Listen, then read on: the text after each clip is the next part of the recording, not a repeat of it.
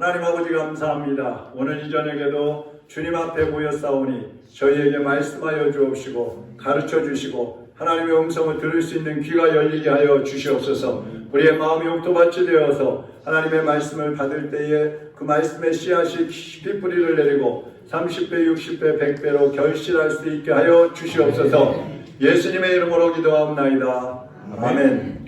하나님 말씀 요한복음 8장 29절 30절 두 절을 보겠습니다.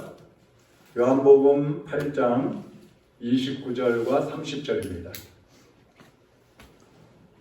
함께 읽겠습니다. 나를 보내신 이가 나와 함께 하시도다. 나는 항상 그가 기뻐하시는 일을 행함으로 나를 혼자 두지 아니하셨느니라. 이 말씀을 하심에 많은 사람이 믿더라. 아멘. 오늘 아버지 하나님이 함께 하시는 사람, 이런 제목으로 말씀을 드리겠습니다. 오늘 본문 29절에 보면 예수님께서 말씀하시는데 나는 항상 그가 기뻐하시는 일을 행함으로 나를 혼자 두지 아니하셨느니라. 이런 말씀을 하셔요. 예수님은 하나님 아버지께서 기뻐하시는 일을 하셨다고 했어요. 하나님이 기뻐하시는 일. 또 그렇게 했더니 하나님께서는 항상 예수님과 함께 하셨다는 거예요. 여러분, 우리가 하나님과 함께 하려면 어떻게 해야 돼요? 하나님이 기뻐하시는 일을 하면 되는 겁니다. 할렐루야. 예수님이 세상에 오셔서 구원 사역을 온전히 이루실 수 있었던 것도 하나님 아버지께서 함께 해주셨기 때문인 거예요. 우리가 살아가면서 하나님이 함께 하신다, 하나님이 나와 함께 하신다는 그런 확신만 있다면 두려울 게 없어요. 못할 일이 없는 거예요. 내게 능력 주시는 자 안에서 내가 모든 것을 할 수 있느니라는 그 말씀이 우리 속에서 이루어질 수가 있는 것이고 우리가 그러한 담력을 가지고 살아갈 수가 있는 것입니다. 그런데 하나님은 아무하고나 함께 하시는 게 아니에요. 그냥 지나가는 사람 붙잡고 내가 너와 함께 해줄게 그러는 분이 아니에요. 하나님이 기뻐하시는 사람과 함께 하신다고 그랬어요. 하나님이 기뻐하시는 사람. 자, 그럼 첫 번째로 하나님이 기뻐하시는 일이란 무엇인가? 여러분, 우리가 교회에서 열심히 일을 하고 또 막 어떤 경우는 능력을 행하기도 하고 또 전도를 해서 많은 사람들을 끌어모으기도 할 수 있어요. 근데 그렇다고 해서 하나님이 기뻐하실까? 꼭 그렇다고 할 수가 없어요. 하나님을 기쁘시게 하는 일이 한 가지 있어요. 물론 여러 가지로 나눌 수 있지만 딱 한마디로 하면 한 가지가 있어요. 뭘까요? 하나님 보이신 예수 그리스도를 믿는 것. 맞습니다. 근데 거기에 더 추가돼요. 믿음에서 끝나면 아니고 따라하겠습니다. 순종을 해야 돼요. 순종. 아무리 막 기도하면 능력이 나타나고 은사가 나타나고 사람들 많이 모아다가 여기 앉히고 뭐 기도를 많이 하고 그래도 순종하지 않으면 안 되는 거예요. 하나님이 기뻐하시잖아요. 자기 지식, 자기 고집대로 살면서 하나님이 나 때문에 기뻐하시겠지? 그렇게 생각한다면 천만의 말씀. 오해예요, 오해. 여러분, 부모들이 언제 가장 기쁠까요? 자녀들이 부모의 말씀에 순종할 때 가장 기쁜 거예요. 순종할 때. 뭐 막 용돈 많이 드린다고 좋아요? 맛있는 거 많이 사다 주면은 좋아요? 순종 안 하면은요, 다 쓸데없어요. 맛있는 거 갖다 줘도 먹기 싫어. 용돈 줘도 받기 싫어. 근데 그런 거 다 안 줘도 괜찮아. 순종하면 너무너무 기쁘고 행복한 거예요. 근데 요즘 젊은이들은 어때요? 에이, 어른들이 뭘 알아. 우리가 더 잘 알지. 아유, 어른들이 머리는 이제 뭐 노쇠해갖고 잘 생각도 못해. 우리 머리가 팽팽 돌아가지. 우리가 인터넷도 보고 아는 것도 더 많아. 그러면서 자기들이 우선이라고 생각해요. 부모들의 생각을 우습게 여기는 거예요. 그 경험에서 나오는 그것, 그 신앙에서 나오는 그것들을 우습게 여기는 거예요. 그러니까 안 되는 거예요. 하나님께 온전히 순종하기 위해서는 세 가지가 필요합니다. 자, 순종을 하나님이 가장 기뻐하신다고 하는데 어떻게 순종하시느냐? 세 가지가 있어야지 순종할 수 있어요. 첫째, 하나님 말씀을 깨달아야 합니다. 깨달아야 돼요. 어떤 사람은요, 저도 이렇게 사람들하고 얘기하다 보면 어떤 사람은 기껏 막 설명을 해줬는데 엉뚱하게 움직이는 사람들이 있어요. 깨닫지 못한 거죠. 그 왜 그래? 자기 나름대로 머릿속에 생각을 가지고 있는 거예요. 자기 선입견을 가지고 있어요. 그러니까 앞에서 말을 해도 귀로는 듣는데 머릿속에서는 자기 생각이 딱 자리 잡고 있으니까 이게 이해가 안 되는 거예요. 깨달아지지 않는 거예요. 그러니까 순종도 말씀의 의미를 깨달아야 순종이 될 수 있는 겁니다. 씨를 뿌리는 비유가 있잖아요. 성경에 보면 마태복음 13장에 보면 씨 뿌리는 비유가 있는데 거기에 보면 4가지 밭이 나와요. 그 중에 좋은 땅은 한 가지밖에 없어요. 길가밭, 가시밭, 돌짝밭, 옥토밭 이렇게 있는데 옥토밭만 좋은 밭이에요. 그러면 이 옥토밭, 좋은 밭은 왜 좋은 밭이냐? 한번 보세요. 마태복음 13장 23절 같이 한번 읽어보겠습니다. 좋은 땅에 뿌려졌다는 것은 말씀을 듣고 깨닫는 자니 결실하여 어떤 것은 100배, 어떤 것은 60배, 어떤 것은 30배가 되느니라. 자, 여기 앞에 나오죠. 좋은 땅에 뿌려졌다는 것은 말씀을 듣고 뭐한 거예요? 깨닫는 자니. 말씀을 듣고 깨닫는 사람이 좋은 사람이에요. 할렐루야. 우리가 은혜 받았다 그랬대요. 말씀을 깨달은 게 은혜 받은 거예요. 그냥 부자 되게 해주시고 건강하게 해주시고 그게 은혜가 아니고 말씀을 깨달을 수 있게 해주신 거. 거기서부터 시작이 되는 거예요. 그런 사람이 순종을 하게 되는 것이고요. 그 순종을 할 때 100배의 결실을 하게 된다는 겁니다. 열매를 맺기 위해서 씨앗을 뿌리잖아요. 그럼 이 씨가 크게 들어가지고 묻혀서 썩어져야지만 싹이 나고 열매가 맺는 거예요. 하나님 말씀도 마찬가지예요. 우리가 말씀을 깨닫고 그걸 받아들여서 내 것으로 소화를 시켜야 비로소 순종이 가능한 것이고 순종을 해야 열매가 맺혀지는 것입니다. 그래서 말씀을 깨닫는 것이 첫 번째 순종의 요소예요. 두 번째 순종하려면 하나님을 사랑하는 마음이 있어야 돼요. 하나님을 사랑하지 않으면 절대로 순종하지 않습니다. 근데 하나님을 사랑하는 사람은 순종합니다. 요한복음 14장 15절 보세요. 너희가 나를 사랑하면 나의 계명을 어떻게 해요? 지키리라. 너희가 나를 사랑하면 나의 계명을 지키리라. 하나님을 사랑하는 사람은 하나님의 계명을 지키게 돼 있어요. 자기의 정욕을 위해서 내가 어떤 복을 받기 위해서 순종한다면 그거는요 동기가 불순한 거예요. 그러니까 오래가지 못해서 쓰러져 버립니다. 깨져 버립니다. 온전히 순종하려면 주님을 사랑하는 마음이 끝까지 지속이 돼야 되는 거예요. 식어지지 않아야 되는 거예요.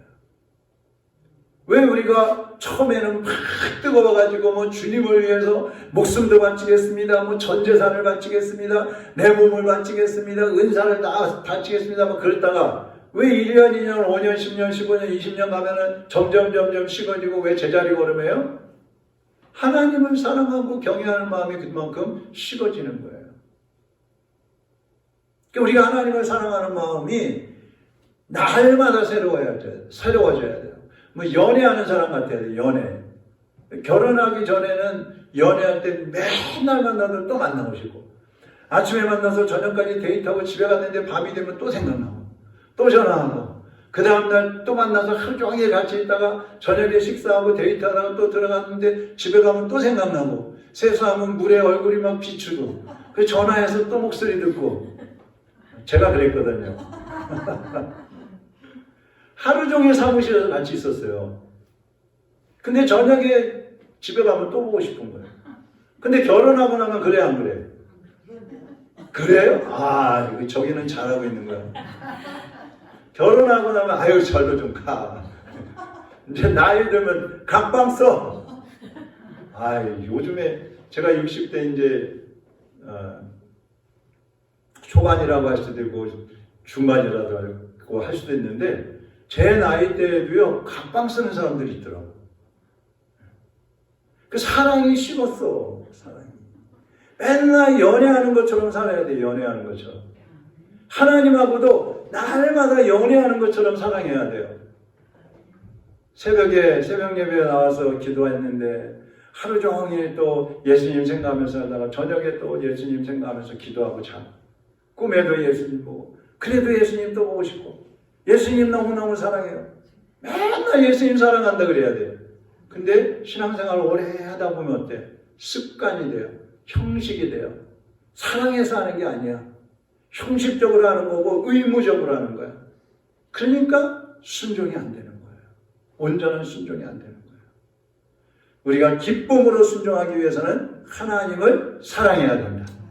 세 번째, 순종은 하나님의 약속을 믿어야 돼요. 하나님이 나와 함께 하시고 하나님은 나에게 복을 주신다고 약속하셨다. 그러면 그 말씀을 믿어야 순종이 되는 거예요. 그 말씀을 믿어야. 사울 왕이 처음에는 하나님께 순종했잖아요. 그런데 왕이 되고서 얼마 있다가 보니까 자기 어떤 욕망을 채우기 위해서 살다 보니까 하나님 약속의 말씀을 붙잡지 못하고 버려버렸어요. 그때 사무엘 선지자가 이런 말을 합니다. 사무엘상 15장 22절 23절 우리 같이 한번 읽어봅니다. 사무엘이 이르되 여호와께서 번제와 다른 제사를 그의 목소리에 청종하는 것을 좋아하심같이 좋아하시겠나이까? 순종이 제사보다 낫고 듣는 것이 순양의 기름보다 나으니 이는 거역하는 것은 점치는 죄와 같고 완고한 것은 사실 우상에게 절하는 죄와 같음이라. 왕이 여호와의 말씀을 버렸으므로 여호와께서 또 왕을 버려 왕이 되지 못하게 하셨나이다. 그 사울은 말씀을 버려버렸어요. 순종하다가 하나님의 말씀을 버리니까 순종을 안 하는 거예요. 자기 뜻대로 하는 거예요. 그러다가 전쟁에서 전사를 하게 됩니다. 우리가 신명기에 보면은요, 신명기 28장을 축복장이라고 해요. 축복장. 왜 그러냐면 신명기 28장 1절에서 14절까지 보면요, 복이 쫙 나뉘어 있어요. 복. 거기에만 들어가도 복을 받고 나가도 복을 받고 누워도 복을 받고 집안이 복을 받고 동물도 짐승도 복을 받고 자녀들이 복을 받고 물질의 복을 받고 뭐 다 있어요. 거기에 다. 그래서 축복장이라고 그래요. 근데 15절 이하에 보면 또 저주가 나와요. 저주. 갖가지 저주가 쫙 나열되어 있어요. 그러면 여러분 복을 받을지 저주를 받을지 이게 뭘로 결정이 될까? 네? 보나마나 뭐 얘기 하나마나 들으나마나 뻔하잖아요. 뭘로 결정되겠어요? 약속의 말씀을 붙잡고 순종하느냐 순종하지 않느냐. 자, 신명기 28장 1절에서 14절이 복이라고 그랬잖아요. 복을 시작할 때하고 복을 끝마칠 때에 어떤 말씀이 있나 한번 보세요. 자, 복을 시작할 때 28장 1절 같이 읽어봅니다. 내가 내 하나님 여호와의 말씀을 삼가 듣고 내가 오늘 네게 명령하는 그의 모든 명령을 지켜 행하면 내 하나님 여호와께서 너를 세계 모든 민족 위에 뛰어나게 하실 것이다. 내 하나님께서 너를 모든 민족이 뛰어나게 해주실 것이다. 이 약속을 믿는다면 하나님 말씀에 순종하겠죠. 복이 또 쫙 날려된 다음에 14절 보세요. 맨 끝에 14절 또 봅니다. 내가 오늘 너희에게 명령하는 그 말씀을 떠나 좌로나 우로나 치우치지 아니하고 다른 신을 따라 섬기지 아니하면 이와 같으리라. 이와 같으리라고 뭐예요? 복을 다 받을 것이다. 우상을 섬기고 말씀을 어기지만 않으면 치우치지 않고 순종만 잘하면 앞에서 나열된 복을 다 받는다는 거예요. 그런데 그 다음에 저주가 시작되는데 저주가 시작될 때 제일 앞에 뭐라고 했는지 한번 또 보세요. 15절 시작. 내가 만일 내 하나님 여호와의 말씀을 순종하지 아니하여 내가 오늘 네게 명령하는 그의 모든 명령과 규례를 지켜 행하지 아니하면 이 모든 저주가 네게 임하며 네게 이를 것이니. 그러면서 저주가 쫙 나야 되는 거예요. 여기서 뭐예요? 어떻게 하면 저주받는다고요? 순종하지 않으면. 그러니까 하나님은 순종하는 자에게 복을 주시지만 불순종하는 자, 우상을 섬기는 자는 저주하신다는 거예요.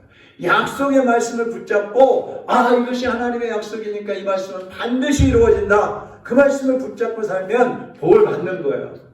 근데 이게 나한테 이루어지겠어? 아니면 말씀을 그냥 기억도 안 하고 흘려버리고 그냥 내가 살던 대로 그대로 살아버리면 복은커녕 저주가 온다는 겁니다. 여러분, 오늘 하나님이 하시는 이 말씀, 이 약속의 말씀을 믿으시기를 바랍니다. 시편 119편 56절에 보면 내 소유는 이것이니 곧 주의 법도들을 지킨 것이니이다. 그래서 내 소유, 내 재산이 뭐냐? 하나님의 말씀을 지킨 것이 나의 재산입니다. 이렇게 얘기를 하고 있어요. 왜 그래요? 순종한 것에 대해서만 하나님이 복을 주시기 때문에 그러는 거예요. 하나님의 말씀을 지킨 것에 대해서만 하나님이 복을 주시겠다 이 말입니다. 순종이 하나님을 가장 기쁘시게 하는 거예요. 기쁘시게 하는 거예요. 하나님을 기쁘시게 하는 일이 뭐라고요? 순종. 할렐루야. 두 번째, 약속대로 함께 하시는 하나님입니다. 자, 29절을 다시 한번 읽어보겠습니다. 또 나를 보내신 이가 나와 함께 하시도다. 나는 항상 그가 기뻐하시는 일을 행함으로 나를 혼자 두지 아니하셨느니라. 하나님은 항상 예수님과 함께 하셨대요. 근데 예수님은 또 뭐라고 하셨어요? 나도 예수님도 우리 성도들과 항상 함께 하시겠다고 약속을 하셨어요.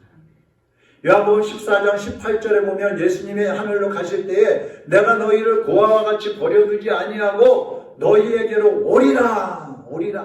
다시 와서 함께 해주시겠다. 마태복음 28장 20절 끝절에 보면 볼지어다 내가 세상 끝날까지 너희와 항상 함께 있으리라 하시니라 그랬어요. 이게 누구의 약속이에요? 예수님의 약속이란 말이에요. 예수님 거짓말 하시는 분이에요? 아니잖아요. 우리는 그 약속의 말씀을 믿고 있습니다. 그러면 하나님이 성령으로 오셔서 우리와 함께 하신다는 사실도 믿어야 하는 것입니다. 때로는 느낌이 없을 수도 있어요. 그렇지만 성령이 함께 하시는 것은 확실합니다. 왜? 하나님의 약속이니까. 이삭의 아들 야곱이 장자권을 뺏었잖아요. 형의 에서의 장자권을 뺏었잖아요. 그래서 형이 막 죽인다고 난리 치니까 삼촌 집으로 도망갑니다. 혼자 도망가다가 들판에서 잠을 자게 되는데 그때 하나님이 나타나셨어요.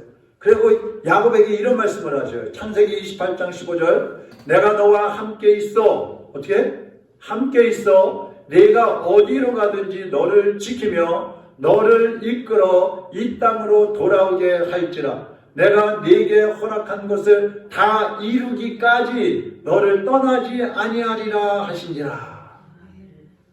이때까지만 해도 야곱이 믿음이 어렸어요. 이게 무슨 소리인지 어리벙벙했어요. 근데 삼촌 집에 가서 살아보니까 삼촌이 이게 싹슨 하나도 안 주고 20년 동안 부려먹는 거예요. 얼마나 힘들고 지쳐요. 그러다 보니까 야곱이 하나님의 약속의 말씀을 생각을 하는 거예요. 하나님이 내가 들판에 있을 때 나와 함께 하신다고 그랬지. 내가 집으로 돌아올 때까지 함께 해주시겠다고 하셨지. 하나님이 약속하신 것을 다 이룰 때까지 함께 해주신다고 했지. 이걸 붙잡는 거예요. 그러면서 그 어려운 고난의 시기, 그 삼촌의 집에서 다 견뎌내고 삼촌하고 헤어지는데 그때 야곱이 이런 말을 해요. 삼촌한테. 창세기 31장 42절. 우리 야곱이라고 생각하고 우리가 야곱이라고 생각하고 한번 읽어보겠습니다. 우리 아버지의 하나님, 아브라함의 하나님, 곧 이삭이 경외하는 이가 나와 함께 계시지 아니하셨더라면 외삼촌께서 이제 나를 빈손으로 돌려보냈을 터이니 하나님이 내 고난과 내 손의 수고를 보시고 어젯밤에 외삼촌을 책망하셨나이다. 자, 여기 보면 야곱이 뭐라 그래요? 하나님이 나와 함께 하시지 않으셨더라면 그러잖아요. 그 야곱은 들판에서 내가 너와 함께 할게 하신 그 하나님의 약속의 말씀을 믿고 있었던 거예요. 우리가 하나님께 순종할 때 약속의 말씀이 더 확실하게 우리에게 이루어지는 줄로 믿습니다. 믿음은 더 성장하는 줄로 믿습니다. 여러분이 날마다 하나님과 함께하기를 원하신다면 이제 하나님이 가장 기뻐하시는 순종을 하시고 하나님이 함께 하시겠다고 하신 그 약속을 붙잡고 살아가시기를 바랍니다. 우리가 좋을 때, 잘 풀릴 때는 하나님이 나하고 함께 하셔. 그러면서 간증하잖아, 간증. 예? 근데 어렵고 힘들어지면 어때요? 아유, 하나님이 나 버리셨나 봐. 하나님이 나하고 함께 안 하셔. 간증은커녕 원망하고 불평하고 앉아있고, 간증 들으면서도 야, 하나님은 뭐 너한테만 그러지 나한테는 못 펴려. 이런 소리하고 앉아있는 거예요. 왜 그래요? 하나님이 함께 하시는 것이 함께 하셨다가 또 하나님 기분 나쁘시면 야, 나 간다. 함께 안 하시고 기분 좋으시면 야, 내가 오늘은 기분 좋으니까 너가 함께 있을게. 하나님 그런 하나님 아니잖아요. 변덕스러운 하나님 아니시잖아요. 한 번 약속하시면 영원토록 이루시는 하나님이시잖아요. 그 하나님이 함께 하시는 거예요. 할렐루야. 어제도 함께 하셨고 오늘도 함께 하시고 내일도 함께 하실 줄로 믿습니다. 그게 세 번째. 하나님이 함께 하시는 자에게 어떤 복을 주시느냐. 보통 우리 사람들이 생각하는 복은 뭐예요? 복 받는다. 복 받아라. 그럼 무슨 복? 돈복, 부자 되는 거, 건강의 복, 자식이 잘 되는 복, 부부간에 세상 떠날 때까지 건강하게 잘 사는 복, 기도하면 응답받는 복, 막 이런 복들 생각하잖아요. 근데 하나님이 우리에게 주시는 복은요, 좀 색달라요. 첫 번째는 평안의 복을 주십니다. 평안의 복. 요한복음 14장 27절 같이 읽어보겠습니다. 평안을 너희에게 끼치노니 곧 나의 평안을 너희에게 주노라. 내가 너희에게 주는 것은 세상이 주는 것과 같지 아니하니라. 너희는 마음에 근심하지도 말고 두려워하지도 말라. 아멘. 내가 너희에게 평안을 주느니 너희는 마음에 근심도 하지 말고 염려도 하지 마라. 그건 나에게 나 맡기고 너희는 평안해라. 그렇게 말씀하는 거예요. 예수님이 평화의 왕이시잖아요. 평화의 왕. 그러니까 예수님과 함께 살면 마음이 평안해지고 안식을 누리게 되는 겁니다. 여러분도 주님 안에서 영원한 평안, 하늘의 평안을 날마다 누리시기를 주님의 이름으로 축원합니다. 두 번째, 하나님이 함께 하시면은요, 고난을 이겨내는 것입니다. 예수님이 모진 고통을 다 겪으시면서도 십자가에 못 박혀 죽으시면서까지 그 고난을 다 이겨내실 수 있었던 것은 부활하시기 때문이에요. 그 부활하신 예수님, 모든 고난을 이기고 승리하신 그 예수님과 함께하면 우리도 고난을 이겨내는 힘을 주시는 거예요. 능력을 주시는 거예요. 고난이 오면, 시험이 오면 피할 길을 내셔서 그 시험을 이기게 하시는 거예요. 고난을 견뎌내는 능력을 우리에게 주셔서 우리가 이 땅에서 승리하게 주시는 것입니다. 그것이 우리 주님이신 거예요. 고린도전서 10장 13절 보세요. 사람이 감당할 시험 밖에는 너희가 당한 것이 없나니 오직 하나님은 미쁘사 너희가 감당하지 못할 시험 당함을 허락하지 아니하시고 시험 당할 쯤에 또한 피할 길을 내사 너희로 능히 감당하게 하시느니라. 아멘. 여러분, 고난이 오고 시험이 오면요, 내가 제일 힘든 것 같잖아요. 죽을 것 같잖아요. 이길 수 없을 것 같잖아요. 그런데 주님은 분명히 시험 당할 쯤에 피할 길을 내신다고 그랬어요. 이기게 해주신다고 그랬어요. 그럼 우리가 피해야 되는데 어디로 피해야 돼요? 어디로 피해야 돼요? 네? 지난 주일날 말씀드렸잖아. 다윗이 어디를 피했어요? 하나님께 피했잖아요. 하나님께. 세상에 피할 곳이 사실 어디 있어요? 어디 있어요? 없잖아요. 그러니까 우리가 정말 죽을 것 같으면 하나님을 죽기를 각오하고 의지해야죠. 하나님께 피해야죠. 어디서 피할 길을 찾아요? 시험을 이기게 하시고 우리에게 승리를 주시는 우리 주님이 함께 하심을 믿고 주님께 맡기고 우리에게 주신 사명을 감당하면서 나가는 것입니다. 나가는 거예요. 세 번째 복은 하나님이 함께 하시면 모든 것을 선물로 주신다고 그랬어요. 여러분, 피하고 고난을 이기고 평안만 주시는 게 아니에요. 로마서 8장 32절에 보세요. 자기 아들을 아끼지 아니하시고 우리 모든 사람을 위하여 내주신 이가 어찌 그 아들과 함께 모든 것을 우리에게 주시지 아니하겠느냐. 모든 것을 주시겠다는 거예요? 안 주시겠다는 거예요? 주시겠다는 거잖아요. 독생자 예수님까지 주신 하나님께서 우리를 위해서 모든 것을 다 주시겠다는 거예요.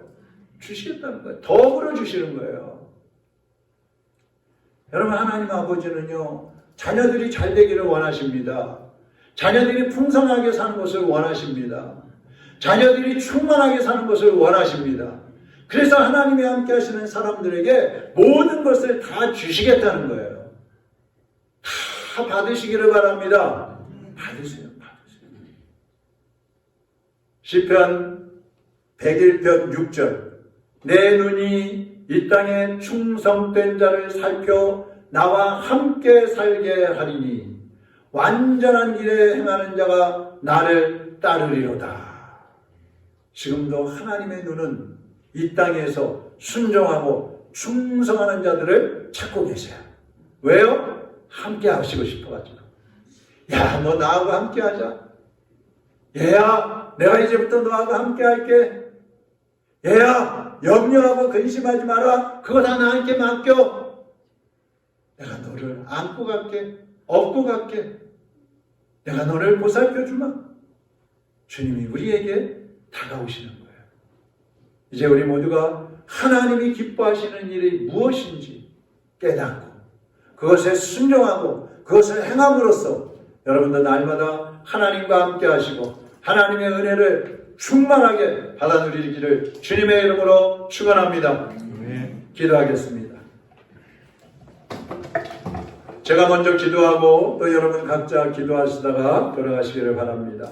하나님 아버지, 우리가 주님의 이름으로 하나님의 자녀가 되었고 새 생명을 얻었습니다. 예수님이 하나님을 기쁘시게 하는 일을 했기에 하나님 아버지께서 항상 예수님과 함께 하셨고 그러기에 예수님은 그 사역을, 구원의 사역을 완전히 이루고 하나님께로 돌아가셨습니다. 이제 우리도 하나님을 기쁘시게 하는 성도들이 되게 하여 주시어서 하나님과 날마다 함께하는 성도들이 되게 하여 주옵소서. 하나님을 기쁘시게 하기 위하여 우리의 삶을 온전히 맞춰 순종하게 하여 주시고 하나님의 약속의 말씀을 붙잡고 믿음으로 당당하게 걸어갈 수 있게 하여 주시옵소서. 우리 앞에 가시고 우리를 이끌어 주시고 우리를 안고 가시고 우리를 업고 가시고 우리를 보호하시는 그 하나님의 약속의 말씀을 믿고 하나님 앞에 서는 주의 백성들이 되게 하여 주시옵소서.